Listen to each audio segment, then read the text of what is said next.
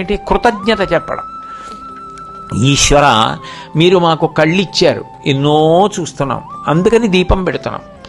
ఈశ్వర, మాకు ముక్కునిచ్చారు, ఎన్నో వాసనలు చూసి ఆనందిస్తున్నాం, అందుకని ధూపం వేస్తున్నాం.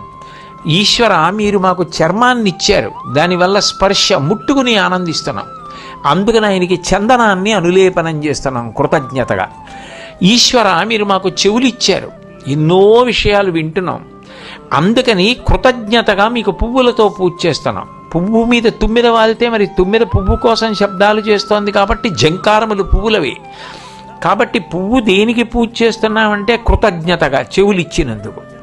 నాలుక ఇచ్చాడు భగవంతుడు, దానివల్ల ఎన్ని రుచులు చూసి ఆనందిస్తున్నాం, దానికి కృతజ్ఞతగా మీకు నైవేద్యం పెడుతున్నాం. అందుకని పంచోపచారములు ప్రధానమయ్యాయి.